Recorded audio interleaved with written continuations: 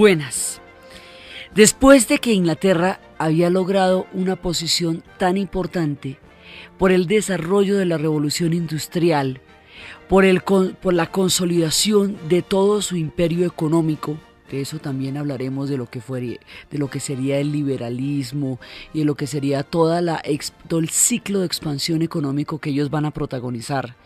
Después de haber conquistado todos los factores de estabilidad política, al haber sobrepasado ya hacía más de un siglo las peleas que ahogaban al resto de Europa y que la ensangrentaban y le impedían la estabilidad necesaria para tener órdenes que los pudieran llevar hacia una condición más ventajosa en la historia, después de que se juntan una cantidad de elementos que le van a dar a Inglaterra una ventaja sobre todos los demás países, Inglaterra se convierte en la potencia del siglo XIX. En el siglo XIX el sol empieza y termina, sale y se oculta en Inglaterra. Inglaterra es la reina de los mares. Inglaterra es la más grande potencia. Su influencia es lo que se conoce como civilización. Su cultura es lo que se conoce como la cultura. Su hegemonía es política, es marítima, es ideológica, es cultural, es lingüística. 1 de cada 4 personas durante el tiempo en que ya empezaba los albores del siglo eran súbditos de la reina Victoria. Van a poseer la mitad del planeta, mucho más de la mitad del planeta, y ellos van a ser realmente la potencia más grande de la época. Pero la potencia más grande de todo el siglo XIX, ellos son al siglo XIX lo que los Estados Unidos van a ser al siglo XX. Son la hegemonía indisputada durante todo el siglo. Esto es un proceso que, como hemos visto, es gradual, que arranca desde grandes turbulencias políticas, desde grandes inestabilidades, hasta llegar al punto en que ellos logran solucionar sus problemas internos, cohesionarse, sanear su economía, y un salto tecnológico les va a dar la ventaja para convertirse en potencia. Todo esto le va sucediendo a Inglaterra, y mientras esto va sucediendo, ellos van a pasar de un sentido de orgullo nacional que se creó durante la era isabelina, de un sentido de gusto y complacencia histórica con su propio pueblo, de una autoestima a nivel colectivo que se ha construido lentamente, que pasó por épocas de muchas turbulencias, vergüenzas y deshonras, y que ahora se va convirtiendo poco a poco, más que en una autoestima histórica, más que en un orgullo nacional, más que en un sentido de propia valía, en un sentido de superioridad. Entonces ahora se van a empezar a sentir mejores que el resto del planeta, y la colonización va a producir ese efecto y va a reforzar ese concepto, esa idea que van a desarrollar de sí mismos y que le van a vender a los pueblos a los cuales van a conquistar. Pero toda la grandeza, todo el esplendor, toda la hegemonía, toda la presencia británica en el planeta Tierra en el siglo XIX está basada en un lugar, la India.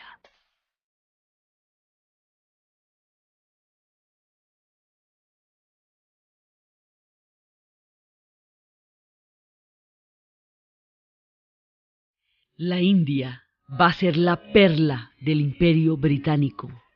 Todo lo que significa riqueza, todo lo que significa despliegue, lujo, derroche, todo lo exótico, todo lo fantástico para los ingleses es la India. Entonces, inclusive hay un contraste entre la majestuosidad del Imperio Británico en la India, la majestuosidad de la civilización hindú misma, entre la importancia que va a tener la India en la historia de la Gran Bretaña y los modestos comienzos. La cosa empezó muy tranquilamente y uno no se imaginaba que esto iba a tomar las proporciones que luego tomó. Ellos empezaron con un modesto interés financiero y comercial. Era una historia muy tranquila, una historia en la cual se decía que los holandeses, que eran los mendigos de los mares, que era como se les decía desde tiempos atrás, los holandeses van a desarrollar una gran influencia marítima. Los holandeses no van a ser un imperio propiamente dicho, aunque tengan territorios y aunque tengan colonias en ultramar. Los holandeses básicamente van a ser es una fuerza comercial como la de los fenicios, que tenían todo el alcance del Mediterráneo, pero no eran un imperio propiamente dicho. Los holandeses van a ser así, van a tener una pequeña isla y van a navegar el mundo entero. Entonces, durante mucho tiempo los holandeses tuvieron el monopolio del comercio de las especias y tuvieron el monopolio de los comercios con Oriente. En una ocasión le subieron unos chelines al precio de la pimienta. Y al subirle chelines al precio de la pimienta, quedó mucho más difícil comprarla, mucho más costosa, y la pimienta tenía toda la importancia en la época porque era la conservación de la comida, porque era el sabor de las comidas en una tierra donde la comida es más bien simplona, porque era una, digamos, en un momento dado la pimienta tuvo épocas en las que fue hasta dinero mismo, en la época de las rutas de las especias. Entonces la pimienta es muy importante. Y como los holandeses le subieron unos chelines al precio internacional de la pimienta, entonces unos ingleses piden una franquicia, un capital, para fundar una pequeña compañía y le piden a la corona británica la autorización para emprender una pequeña expedición a comprar pimienta en la India. La cosa empieza muy modestamente, capital de 72.000 libras, el capital no es modesto, pero el comienzo de la empresa sí, y tranquilamente se van en un barco a donde nunca llegó Colón, a la India. A donde Colón había creído y pensado que había llegado, ellos llegaron a la India. Llegan a la India y la razón jurídica de esta pequeña empresa se llamaba la Compañía de las Indias Orientales, East Indian Company. Tranquilamente empiezan a comerciar sin mayores problemas. Y su idea era que ellos no poseían territorios ni querían territorios, sino solamente lo que ellos querían era comercio. Empiezan a traer de la India cualquier cantidad de comercio y la pimienta llega en sacos gigantescos y de la pimienta van sacando y de ahí en adelante van descubriendo riquezas y riquezas y riquezas y van encontrando un pueblo increíble. La estructura de la colonización es un triángulo. Es un triángulo que agarra de Bombay, de Madras y termina en Calcuta. Y así, si usted coge el mapa, coge Bombay al lado que queda hacia occidente, viniendo desde Arabia, y luego baja hacia Madras, que queda ya en la parte donde va bajando, van determinando el subcontinente de la India, y luego baja, sube hacia Calcuta, ahí le queda un triángulo. Ese era el punto de comercio de la Compañía de las Islas Orientales, y así es que va empezando su influencia. Ellos empiezan con tratados puramente comerciales, que van simplemente abarcando algunas zonas con las cuales se tiene comercio. Es una cosa más bien modesta. Y se van a encontrar con una civilización, pero con una señora civilización. La India en ese momento ya tenía 4.000 años de historia.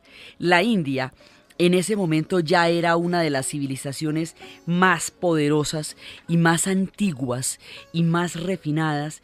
Más que un país, ellos son una cantidad de culturas. Ellos son una cultura y son una religión y son una gran diversidad. Ellos han estado en todas partes. Ellos dicen que existían en forma casi embrionaria cuando el sol iluminó el primer reino de Egipto en el cuarto milenio antes de Cristo.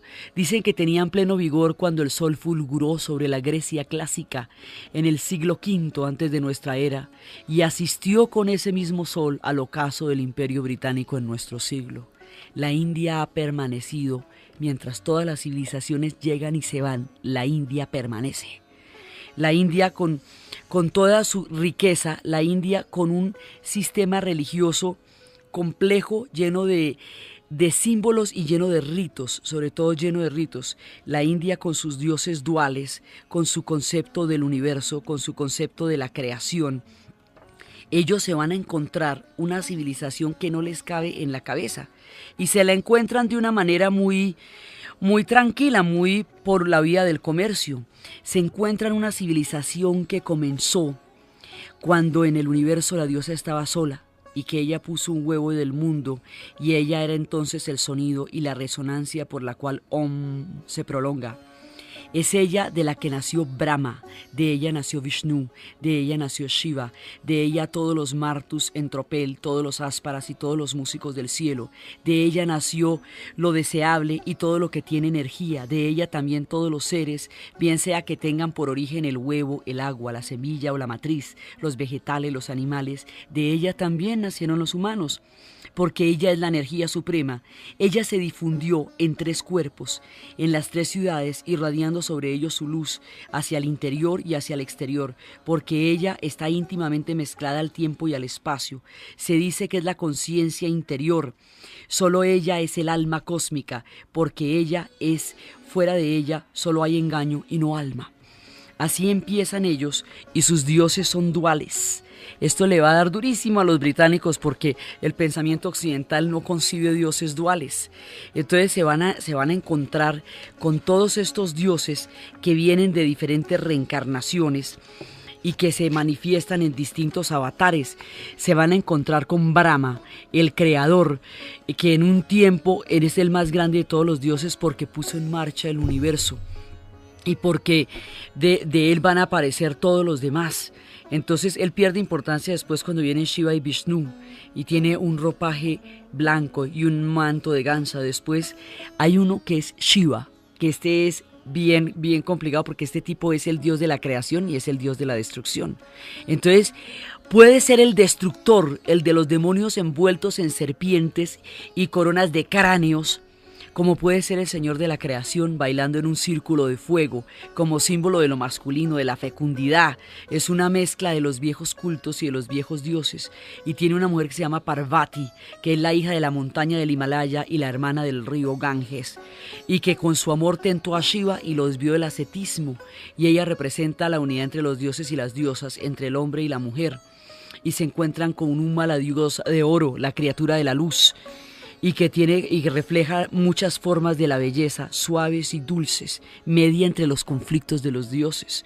Se encuentran con Doruga, que es otra de las formas de Parvati, y que está montada en un tigre y dispone de las armas de los dioses contra los demonios. Se encuentran con la terrible Kali, que es Parvati convertida en la diosa más terrible del hinduismo, que es la que tiene una sed insaciable de sacrificios y de sangre, y que se le representa embarrada de la sangre entre culebras y con un collar del cráneo de sus propios hijos.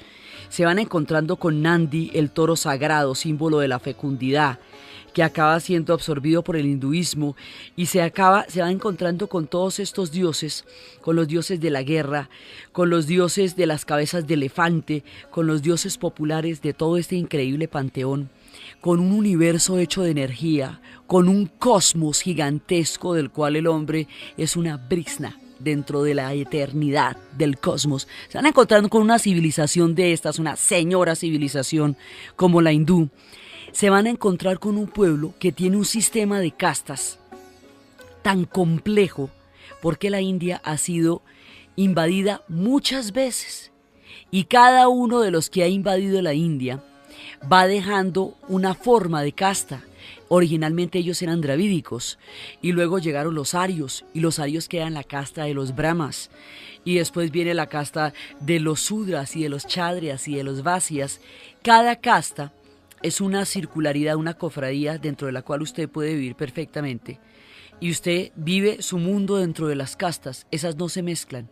Es como ciertos árboles en donde se alimentan muchos animales de distintos niveles del árbol y el árbol alberga a todos, pero nadie come de la misma rama como no sea de la misma especie. En Oriente se trata de integrarse, se trata del lugar en el mundo, y aquí todo el mundo tiene un lugar. Entonces el sistema de las castas es de una estabilidad social impresionante. El único problema es no pertenecer a ninguna. Eso sí es muy grave, porque el no pertenecer a ninguna son los parias, los intocables, y su vida es miserable. La pertenencia a una casta implica el punto de reencarnación, en el camino en que usted va en la perfección de su alma. Entonces, según el punto de reencarnación, usted nace en una u otra casta. Así que eso en esta vida está definido por esta vida, y eso en la otra es que se van definiendo. Eso se van definiendo a lo largo de las transmigraciones de las almas. Entonces, se encuentran con esta estructura y poco a poco empiezan avanzando por la inconmensurable cultura de la India.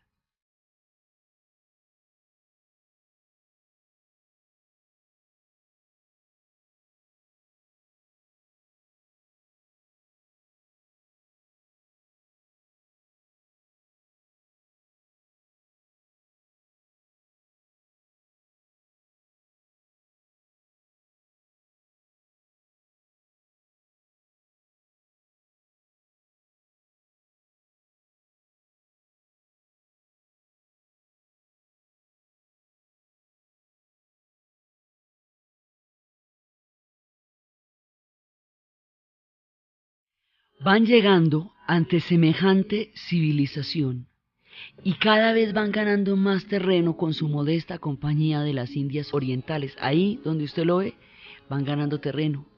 Y esta India, en su grandeza, tiene profundas convulsiones y tiene profundos cataclismos también, porque precisamente por la casta de los intocables hay una cantidad de gente cuya vida es totalmente miserable. Esos, los descastados, los intocables, los que no tenían ninguna esperanza, los que solo podían lavar baños, los que no pueden mirar de frente a una persona de casta, los que no pueden usar ropa limpia ni andar por los centros de las calles. Es que la cosa con los intocables es muy grave. Se van a encontrar con otra influencia muy poderosa que en esta época estaba rigiendo. Esa influencia muy poderosa es el Islam. Viene la expansión del Islam por el oriente y va a llegar hasta la India. Entonces uno decía, bueno, pero ¿qué tienen que decirle los musulmanes a los hindúes, siendo los hindúes un pueblo tan antiguo? Tienen que decirle a los intocables que todos son hermanos en Alá. Y la hermandad del Islam, el que todos estén hermanados en una misma cofradía, bajo el culto a Alá, bajo la creencia y la fe en Alá, le va a dar a los intocables una oportunidad que el hinduismo no les daba, por lo menos en esta reencarnación. Entonces, el Islam va a penetrar de una manera profunda por entre los intocables en el país de las castas. Y el Islam se manifiesta por las diferentes oleadas que van viniendo de Oriente, tanto como por las oleadas que vienen de los mongoles, que con el tiempo se llamarían mogoles y que harían un gran imperio también poderoso, cuyo centro era la magnífica y esplendorosa Cachemira, a donde iban en los veraneos, el sitio donde florecen los azafranes y donde se pueden conseguir los más finos pelajes con las que se hacen los pashminas, que son los artículos más lujosos que pueda lucir mujer alguna en un valle donde las flores de azahar están en todo el tiempo florecidas. Allá era el tiempo de los mogoles. Esta gente tiene una civilización tan sofisticada y por entre estas divisiones de la India de los mogoles con el hinduismo, por entre el Islam y el hinduismo, los británicos avanzan porque el truco del colonialismo de divide y vencerás, eso fue la fórmula que le aplicaron los europeos a todo el mundo y Maquiavelo, que fue el de la patente, es europeo, eso no se nos puede olvidar. Entonces, ellos van avanzando por entre los conflictos de hegemonías que se presentan en esas dos corrientes históricas, que es la India de los hindúes y la India de los mogoles, y se van metiendo poco a poco ahí, van adquiriendo cada vez más territorios, van transando con los marajás y los reyes locales y los van apoyando en sus hegemonías y en sus luchas internas, y así van ganando terreno como quien teje una filigrana sutil. Así se van expandiendo y se van expandiendo. Sigue siendo esto comercial, pero expansivo. Digamos, no, una cosa no le va a quitar la otra. El hecho de que sea comercial no le quita que se vayan expandiendo poco a poco, poco a poco. Y ahí entre chiste y chanza, más o menos con nadito de perro, se van a ir expandiendo. Y se van a ir expandiendo y cada vez tienen más y más y más territorios, y por el triángulo empiezan a irradiar la manera de estar penetrando en toda la parte de la India, aprovechando cualquier disputa que hay entre los reyes locales. La India es gigantesca, tiene cualquier cantidad de reinos, tiene cualquier cantidad de cultos, tiene cualquier cantidad de diversidad, y todas esas diversidades generan muchos conflictos y ellos aprovechan esos conflictos. En ocasiones apoyan marajás y rajás para adquirir a través del apoyo influencia sobre su reino, o a veces yuxtaponen en una zona mogol un marajá hindú, y de esa manera ellos se van metiendo, pero la cosa todavía tiene un carácter comercial hasta la rebelión. Cuando va a llegar la rebelión, en ese momento se cambia completamente las reglas del juego, porque va a haber un levantamiento precisamente por este carácter de imponer muchas veces gobernantes hindúes en zonas mogolas o gobernantes mogoles en zonas hindúes, por esta interferencia en la política interior de la India, por imponer costumbres británicas también, porque ellos van con un sentido de que la raza blanca, ellos creen que su raza es una raza superior a todas las demás, que su historia es una historia superior a todas las demás, que la suya es una civilización y están ante una de las mayores civilizaciones que ha existido sobre el planeta Tierra por siempre y jamás. Los pueblos que viven en el Asia no pudieron escapar a la influencia de la China o de la India, porque nadie desarrolló culturas más poderosas que esas dos. Entonces, los ingleses, con toda esta pompa y con todo este esplendor, se sienten infinitamente superiores a los hindúes en términos de sometimiento, y los hindúes, como tienen ese sistema de castas en el cual la gente los va invadiendo y el que los va invadiendo va creando una nueva casta. Entonces pues llega una casta de blancos, ya había llegado una de arios hacía unos 3.000 años, 4.000.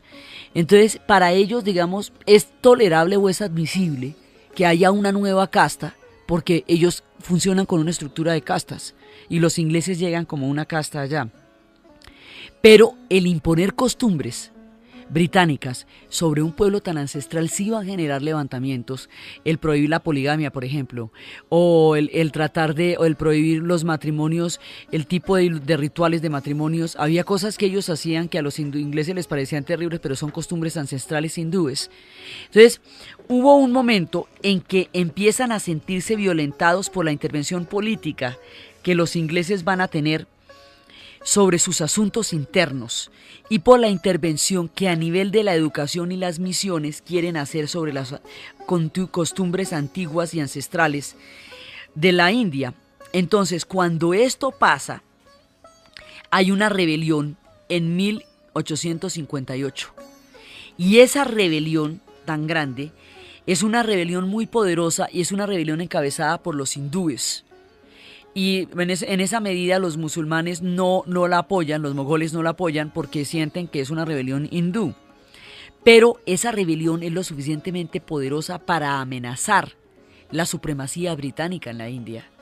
Y es lo suficientemente poderosa para poner en peligro la dominación en algunas áreas donde la población que es hindú va a entrar en apoyo a la rebelión. Cuando se produce esa rebelión, en ese momento, lo que era un interés comercial de los británicos se vuelve un interés imperial. Entonces ya eso es un asunto de la corona. Ya la India es demasiado importante, de allá se saca todo, de allá sale el jengibre, de allá sale la pimienta, de allá salen los diamantes, porque una de los símbolos de virilidad de los rajás es estar rodeados de diamantes. Los diamantes simbolizan la fuerza del poder sexual. Entonces están totalmente cubiertos con diamantes. Entonces hay cualquier cantidad de diamantes, hay zafiros, hay rubíes, hay jengibre, hay pimienta, hay todo lo que usted quiera. Entonces ya en el momento de la rebelión, la India se ha vuelto demasiado importante para que simplemente siga siendo un acto comercial. Entonces, en ese momento, la India se vuelve, digamos, oficialmente parte del Imperio Británico, ya a nivel administrativo y a nivel político, y es cuando la reina Victoria va a ser nombrada emperatriz de la India. Entonces, a ella la nombran emperatriz de la India, primero para garantizar el predominio británico, sofocar la rebelión y establecer una unidad de mando sobre los territorios hindúes. Aquí la cosa es a otro precio. Aquí ya no estamos hablando de un tratamiento comercial, estamos hablando de una colonización directa. Y por el otro lado, en las cortes europeas había una cantidad de gobernantes que eran zar de todas las Rusias, ¿sí? O el emperador Francisco José del Imperio Austrohúngaro, y la reina Victoria no era sino reina. Entonces le tocaba hacerse detrás de los emperadores, siendo ella la que realmente era dueña del planeta a través de Inglaterra. Entonces, para nivelar la jerarquía de la reina Victoria frente al zar de todas las Rusias y frente al emperador del Imperio Austrohúngaro, a ella la nombran emperatriz de la India. Y a la India, la perla del Imperio Británico. El mundo que los ingleses van a desarrollar en la India es un mundo totalmente idílico. Es un mundo en el cual ellos trasladan su mesa de comedor, su cultura, su estructura mental, igualita la llevan para allá y la ponen en estas carpas que se ven en las películas, en esas tiendas de campaña con las lámparas y se ponen con esos mosqueteros y las mujeres se ponen con esos trajes blancos vaporosos que dan una cierta sensación de frescura y los hombres juegan al cricket y empiezan a tener los clubes y en los clubes se reúnen, toman whisky, los clubes privados donde solo van hombres, donde no pueden ir hindúes, donde solamente están los ingleses y van a crear una especie de capa del mundo británico en la India, totalmente aislada de lo que es la cultura y el mundo hindú. Los hindúes van a ser sus sirvientes, 2 o 3, no más, que se vean en los grandes comedores. Y alrededor de esto es que ellos van a sacar su sentido de la superioridad, alrededor del mundo que ellos van a hacer en la India. Entonces la India con su grandeza y con su magnificencia contrasta con la pequeñez geográfica de la isla de la Gran Bretaña. Entonces ellos tienen el mismo concepto que tienen de la Gran Bretaña, pero en un territorio que es un subcontinente, en un territorio que no tiene límites ni tiene fin. Entonces la proyección de grandeza que eso les va a dar, los va a hacerse sentir el centro del mundo. Y sobre esa proyección de grandeza es que se va a fundamentar lo que conocemos como el eurocentrismo, que es la idea de que la civilización emana solamente de los ejes europeos.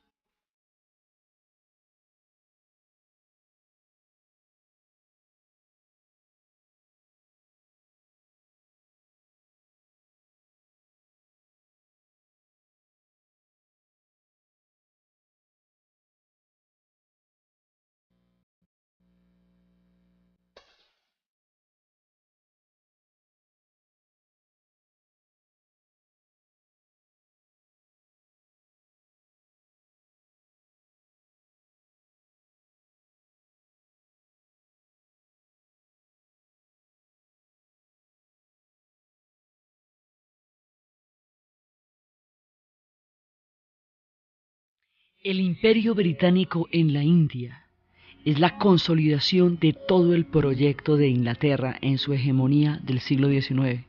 Es allí donde se concreta todo lo que ellos pretenden ser y quieren ser. Entonces aquí hay una mezcla de fascinación porque están bastante impresionados pues con el reino que consiste, porque la India era uno de esos reinos que, como describía en su poema Rubén Darío, este era un rey que tenía un palacio de diamantes, una tienda hecha del día, un rebaño de elefantes y un kiosco de malaquita, un gran manto de tisú, sí, y una linda princesita. Era una cosa fantástica, formidable. Entonces decía, era allí donde viste el rey ropas brillantes y luego hace desfilar 400 elefantes a la orilla de la mar. Era una cosa fastuosa. Entonces los ingleses sentían que la posesión de un territorio de estos los hacía inmensamente grandes, pero tenían de su propia concepción del mundo la idea de que la suya era la única civilización posible. El eurocentrismo consiste en explicar el mundo solo a través de los ojos europeos. Entonces, como ellos se convirtieron en colonizadores del planeta entero, expandieron su historia de manera tal que la historia europea quedó como que si fuera la historia de la humanidad. Entonces, cuando se habla de la Edad Media como un periodo de toda la historia, cuando en realidad fue un periodo que solo sucedió en Europa y en 4 naciones, no más. Era una historia que solo pasaba en Inglaterra, en Francia, en Italia y en Alemania, ni siquiera en España porque esos eran musulmanes, en ese momento eran el califato de Córdoba, no pasaba en la India porque ese era el tiempo de los Guptas, no pasaba en la China porque ese era el tiempo de las grandes invenciones, pasó solamente en Europa la Edad Media y queda como si el mundo tuviera la Edad Media. Así, todo este sentido de que civilización es solamente lo europeo tiene una raíz profunda en lo británico. Y tiene una raíz profunda en lo británico por la expansión del imperio. Ese imperio, esa cantidad de de énfasis en los modales, en las formas, en la ceremonia del té, en la manera como se sirven, en estar impecablemente vestidos, el resistir los vientos y las tempestades sin espelucarse, el estar en las tiendas de campaña con una pulcritud impresionante a la caída del sol en territorios terriblemente azotados por las tormentas polvorientas y que ellos estén absolutamente intactos. Eso es lo que ellos consideran que son rasgos de civilización, que en la medida en que este glamour, en que esta elegancia se mantenga a toda costa, se mantienen los principios de la civilización. Su sociedad es absolutamente jerarquizada, la hindú también, y en esa medida los hindúes podían aceptar una jerarquía que ellos mismos poseían. Entonces, los ingleses tenían estos grandes comedores, y en esos grandes comedores y en esos salones de baile que tenían en la India, ahí usted no se podía sentar con cualquiera. Cada rango, según el puesto que ocupara el oficial, y según eso ponían a las esposas al lado de... Era un escándalo que una esposa de un oficial quedara al lado de un hombre de menor rango que el de su marido. Entonces, una estratificación absolutamente rígida, un sentido del honor militar que se va a exacerbar con todas las guerras coloniales y con todas las diferentes campañas que ellos tuvieron, porque en todo su paso por la India van a tener grandes combates con Afganistán. Los afganos son tropas indomables. Entonces la India se vuelve una mitología, la India se vuelve un imaginario. Entonces, en el paso de Khyber, ahí en el paso de Khyber es donde ellos están enfrentados con los afganos, en el límite de la India con Afganistán. Y ahí van sucediendo muchas de las historias, suceden las historias de la mítica manera como Inglaterra interioriza y ve la India. Entonces son las historias de Rudyard Kipling, son las historias del reino del niño de la selva y su enfrentamiento con la jungla y la manera como se va haciendo amigo de Mowgli se va haciendo amigo de Bagheera y de todos los personajes del libro de la selva.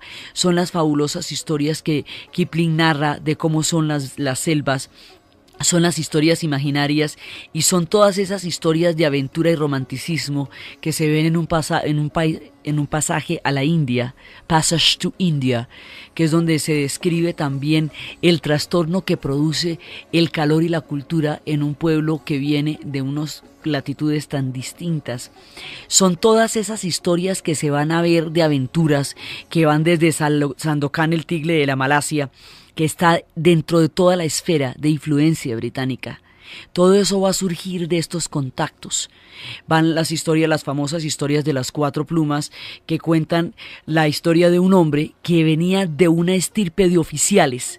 Todos en su familia habían sido oficiales, y en todas las cenas y en todos los desayunos y en todos los almuerzos se rememoraban las múltiples batallas y las múltiples victorias, y este caballero estaba destinado irremediablemente a la vida militar. Entonces, él no tenía muchas ganas de la vida militar y además está prometido con una mujer que también viene de un ancestral linaje militar. Entonces, en el momento en que él va a ser enviado a la India, él renuncia al ejército, pide la baja. El renunciar al ejército es tomado en la época como un acto de cobardía por negarse a enfrentarse en las guerras que hay en las colonias.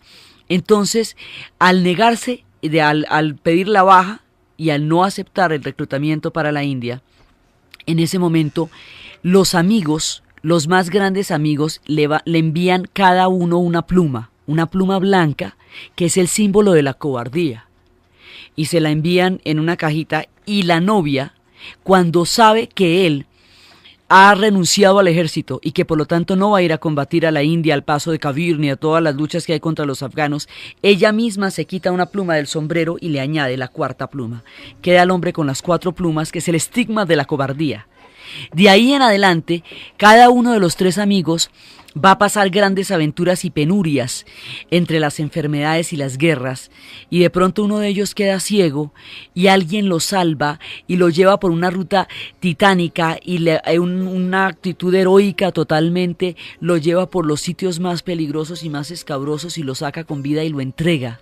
Y él nunca llega a saber quién es porque además está quedando ciego, y cuando llega donde la novia de este tipo a contarle, saca del bolsillo una pluma hay entre lo que le dejaron una de las plumas blancas. Y así con cada uno de sus amigos va creando las hazañas más increíbles de valor, de heroísmo, de audacia, de entrega y de altruismo, y a cada uno le va devolviendo las plumas, hasta que devuelve las 4 plumas. Esa es una historia legendaria. Y esas historias uno las ve con Gary Cooper, esas historias uno las ve en el cine, son lo más romántico del mundo, y sobre eso está todo el imaginario de lo que era el enfrentamiento con la selva y de lo que era el enfrentamiento con las tribus rebeldes de los guerreros afganos que eran indomables en el paso de Kabir. Todo esto va creando este imaginario que se junta con la magnificencia y el esplendor de reinos donde un rajá era gobernante de 70 millones de personas, eran reinos gigantescos, y se va mezclando, digamos, la imaginación más no la gente. Los británicos se mueren de la maravilla con los hindúes y les parecen fantásticos, pero para que los sirvan. No van a tener una relación de igual a igual ni con los hindúes ni con nadie. Ellos solo relacionan entre ellos. Por eso crean una capa aparte. Una capa aparte que es este mundo idílico donde se juega cricket, donde se juega polo, que el polo es un deporte hindú. Es un ancestral deporte hindú y es afgano, pero en Afganistán se juega con una cabra en lugar de jugarse con una pelota. Atan una cabra y la llevan de un lado al otro. Entonces toman ese tipo de deportes y los van revistiendo de sus blancas vestimentas, y tienen esos sitios llenos de ventiladores, cantidades de ventiladores, y los mosquiteros y los grandes salones, y estas mujeres con estos sombreros así descollantes blancos y con esa mirada núbil y lívida, y los hombres practicaban el cricket porque no podían tener relaciones con los hindúes y porque solamente se podían casar después de los 40 años como se mandaba al linaje militar. La vida militar se vuelve un ideal. Entre los pueblos que son imperio, pues la vida militar es la parte más privilegiada. En la vida militar ellos tenían toda clase de ascenso y de posibilidad de ascenso social. Y la vida militar era la que los llevaba a ultramar y la que los llevaba a la India. Y la India era el punto máximo donde ser inglés tenía más prestigio para ellos. La idea era volver a Inglaterra y contar unas cuantas historias exóticas sobre cacerías de elefantes, sobre princesas magníficas que vieron por allá.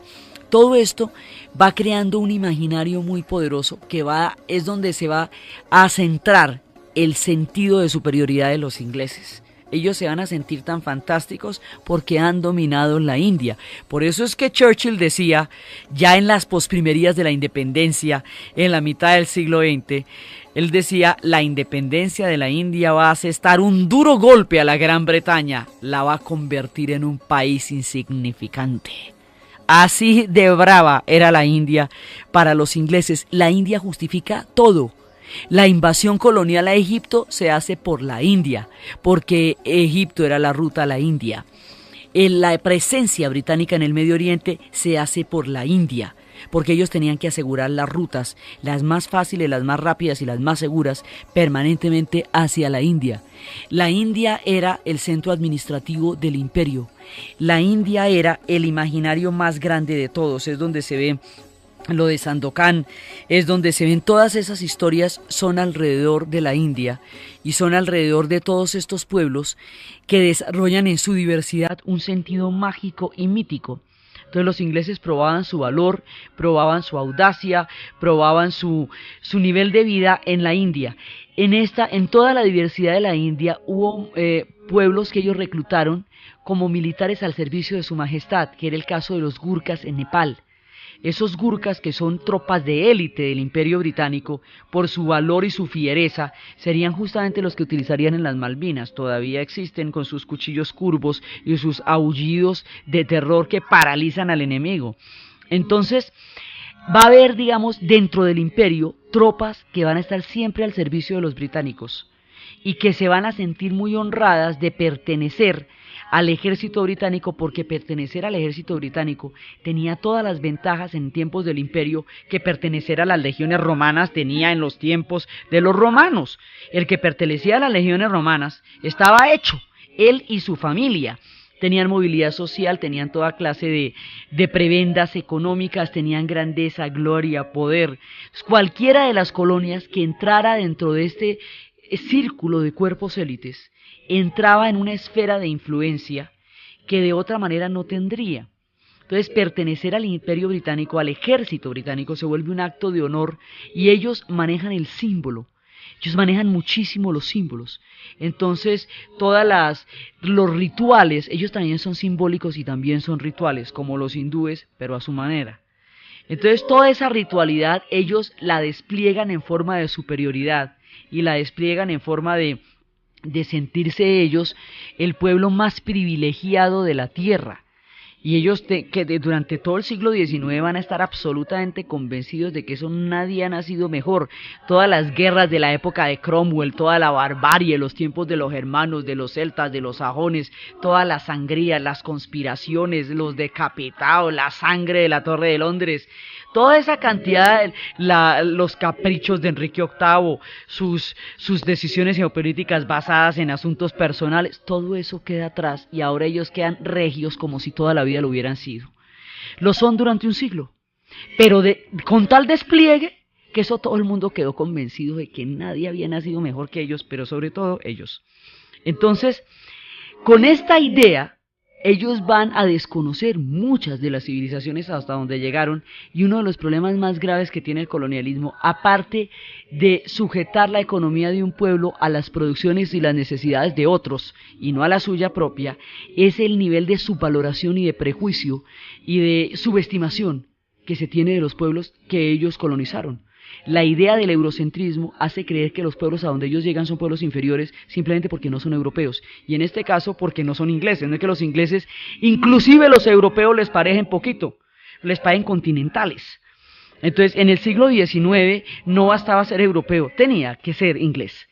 Entonces ellos desarrollan todo este sentido y eso es lo que hace ver la historia como que la historia es solamente la de los europeos.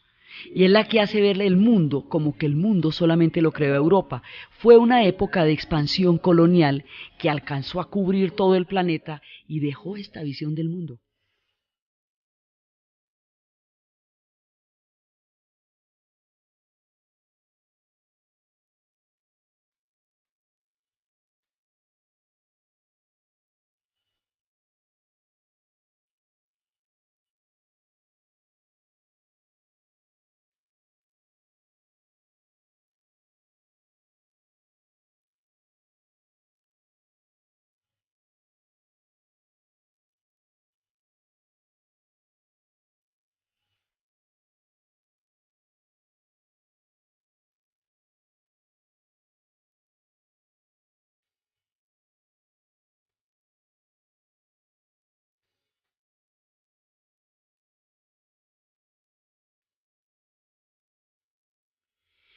Entonces, la India es el sentido de superioridad del Imperio Británico. Eso es, digamos, es la base. Por eso es que va a ser tan complicada, tan compleja, tan fascinante y tan maravilloso el proceso de independencia, porque más adelante, ya a mediados del siglo XX, Gandhi va a entender el simbolismo de los ingleses y el simbolismo de los hindúes.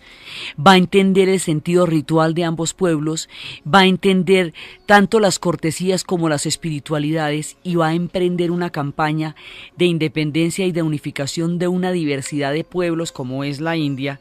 Entonces, entre más ahonde uno en las raíces del Imperio Británico, más grande le parece el Mahatma Gandhi, más astuto, más inteligente y más brillante y más grande como hombre en la historia, porque era un tipo capaz le cabía todo esto en la cabeza.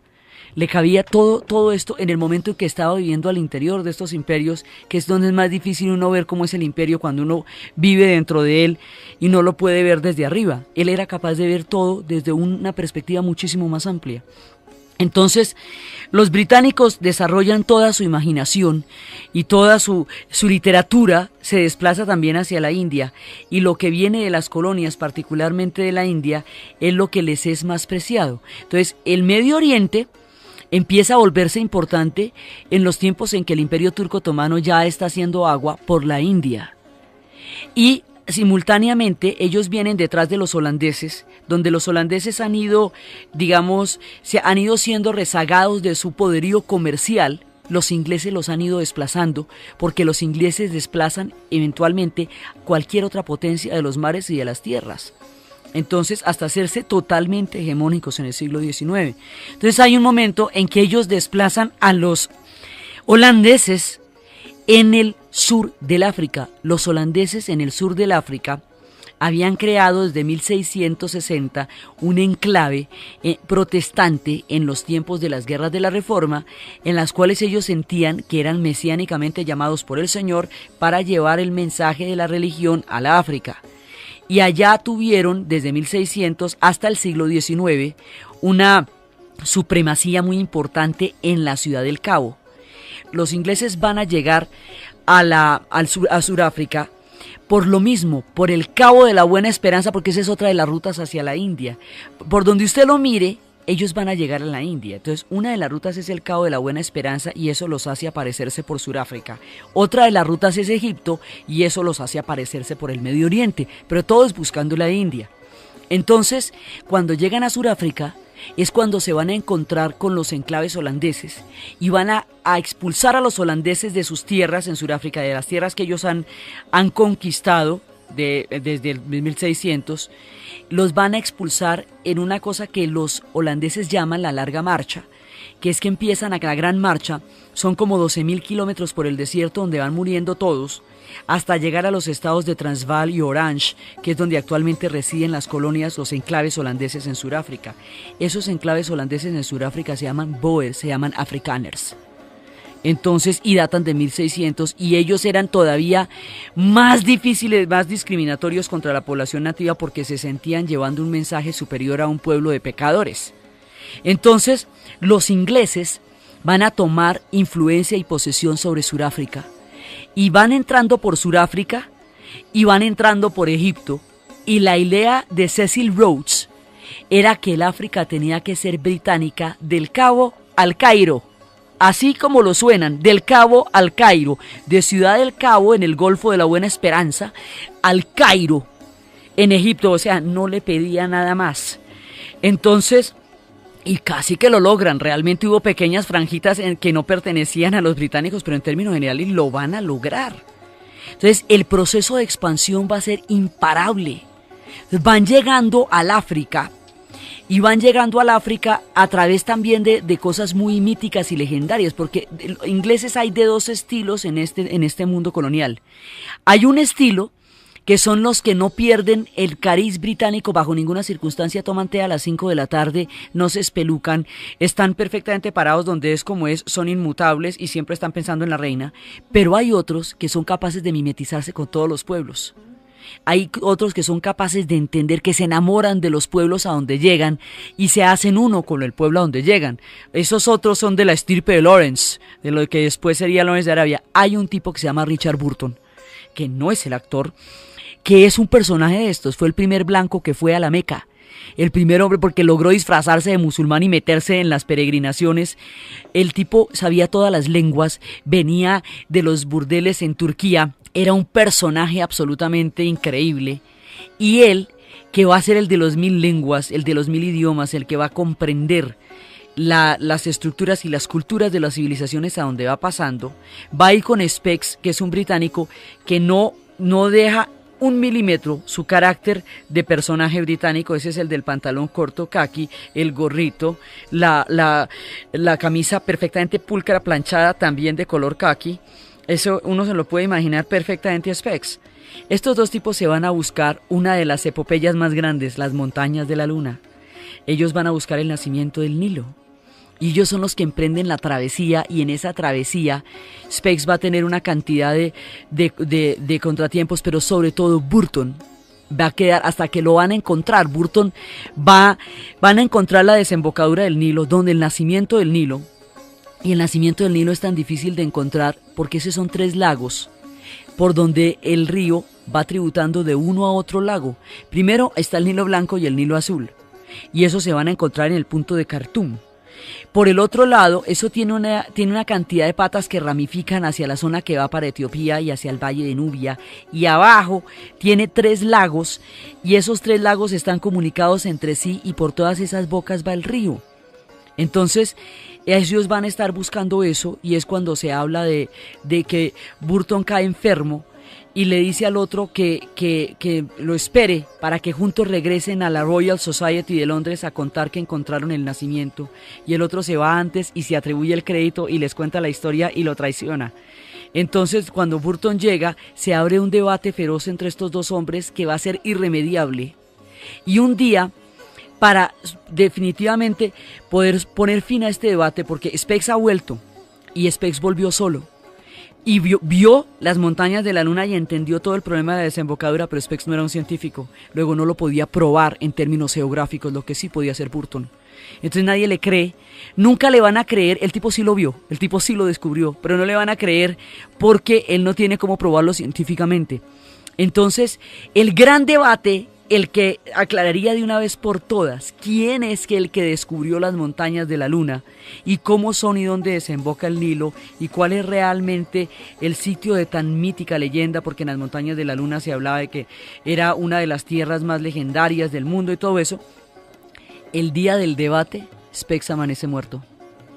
Dicen las malas lenguas que se suicidó, que no aguantaba ese peso de la historia entre la traición y todo lo que pasó.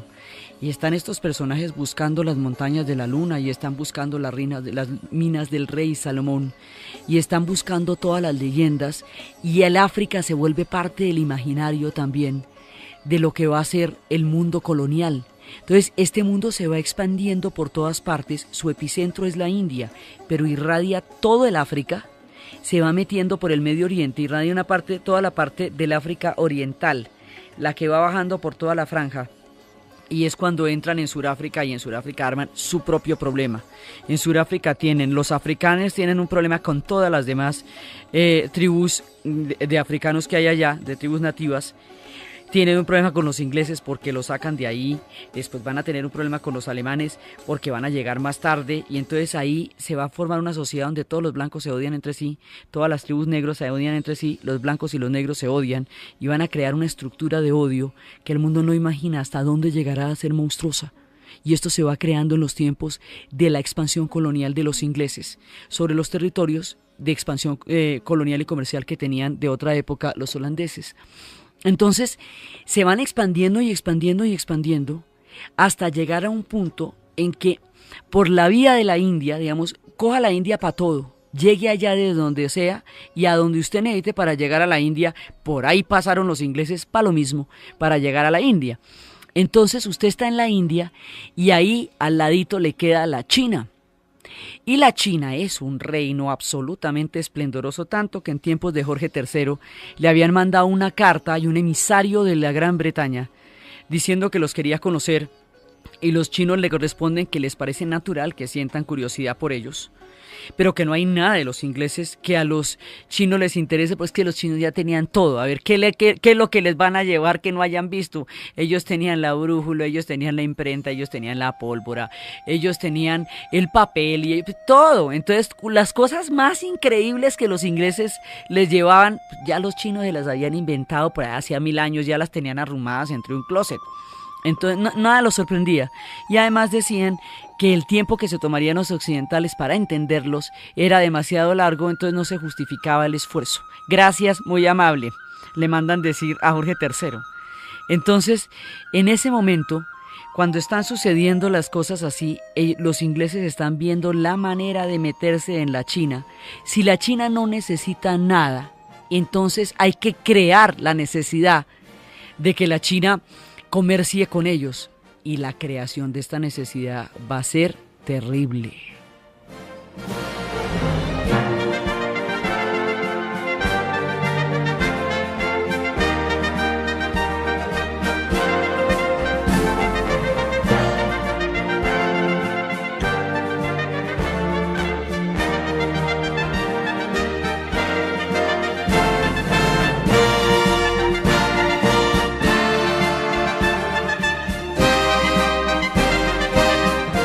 La expansión de los ingleses hacia la China traerá uno de los flagelos más grandes que ese país haya conocido: las guerras del opio, con todo lo que eso va a implicar, con la toma de Hong Kong, con la apertura de los puertos y con todas estas historias trasladadas a Shanghái.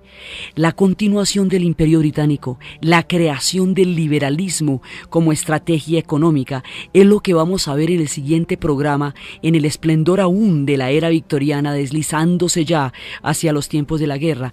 Entonces, desde los clubes de cricket, de los grandes campos de golf y de los campos de polo y de los partidos en la India, de los marajás, de estas princesas exóticas, de los diamantes, de los elefantes, de Shiva y de Vishnu, y de la superioridad de los británicos en una perla que consideran la joya más grande del mundo gobernada por ellos.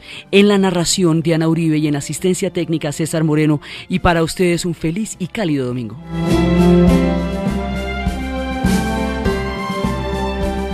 Todo el siglo. Esto es un proceso que, como hemos visto, es gradual, que arranca desde grandes turbulencias políticas, desde grandes inestabilidades, hasta llegar al punto en que ellos logran solucionar sus problemas internos, cohesionarse, sanear su economía, y un salto tecnológico les va a dar la ventaja para convertirse en potencia. Todo esto le va sucediendo a Inglaterra, y mientras esto va sucediendo, ellos van a pasar de un sentido de orgullo nacional que se creó durante la era isabelina, de un sentido de gusto y complacencia histórica con su propio pueblo, de una autoestima a nivel colectivo que se ha construido lentamente, que pasó por épocas de muchas turbulencias, vergüenzas y deshonras, y que ahora se va convirtiendo poco a poco, más que en una autoestima histórica, más que en un orgullo nacional, más que en un sentido de propia valía, en un sentido de superioridad. Entonces ahora se van a empezar a sentir mejores que el resto del planeta, y la colonización va a producir ese efecto y va a reforzar ese concepto, esa idea que van a desarrollar de sí mismos y que le van a vender a los pueblos a los cuales van a conquistar. Pero toda la grandeza, todo el esplendor, toda la hegemonía, toda la presencia británica en el planeta Tierra en el siglo XIX está basada en un lugar, la India.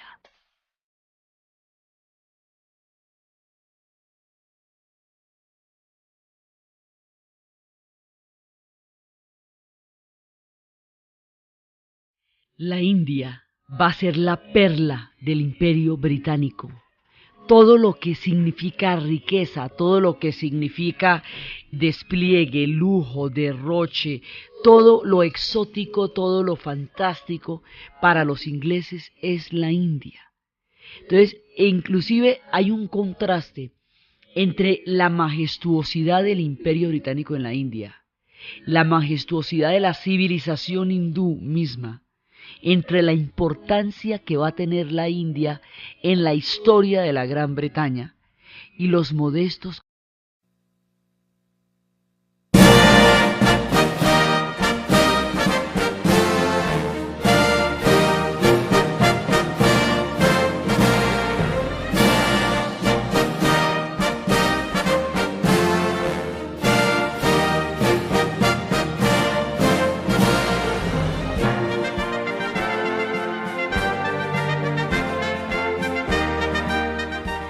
Buenas.